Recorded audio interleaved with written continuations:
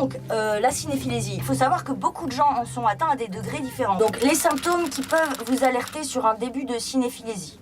Ne plus se rappeler du premier film qu'on est allé voir au cinéma. Oublier les noms des acteurs, ou les noms des personnages, ou les titres des films. Ensuite, nous avons retrouvé des éléments de films que nous avons vus dans nos rêves. Ça peut paraître anodin, mais celle-là est très importante. Nous avons également se souvenir de l'émotion.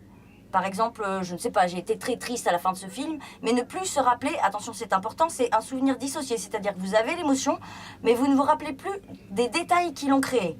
Il y a la tendance à reconstituer les scènes de film avec vos peluches, avec vos jouets, avec vos outils de cuisine, avec tout ce qui vous tombe sous la main. Il y a aussi ce sentiment d'avoir déjà vu ça quelque part, mais de ne plus savoir où. Un autre symptôme serait un symptôme qui est très courant aujourd'hui et très alarmant, notamment chez les plus jeunes générations, serait une tendance à créer la bande-son de sa vie. Voilà, par exemple, je marche dans la rue, je viens de voir mon amoureux, et oh, je sors mon téléphone et il faut absolument que j'écoute la musique de la boum, là, maintenant, tout de suite, parce que c'est comme ça que je me sens. Faites très attention à cette tendance-là. Ça peut être un début de cinéphilésie. Un des derniers symptômes serait l'identification au personnage. Alors évidemment, c'est ce que l'industrie du cinéma recherche, mais faites attention au degré d'identification. Ça commence par prendre les personnages du film pour ses amis.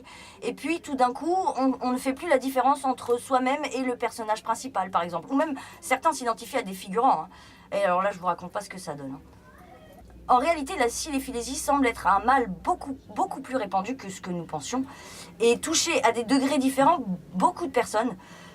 Donc voilà, surtout si vous reconnaissez les symptômes que nous avons décrits, n'hésitez pas à le faire savoir. Vous n'êtes pas seul, ne restez pas seul. Il faut consulter, c'est important parce que cette maladie dégénère très vite et vous pouvez très bientôt vous retrouver avec des souvenirs qui ne vous appartiennent pas et je vous assure que vous vivez alors dans une confusion totale.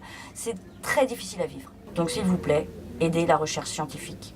L'humanité peut être sauvée grâce à vous.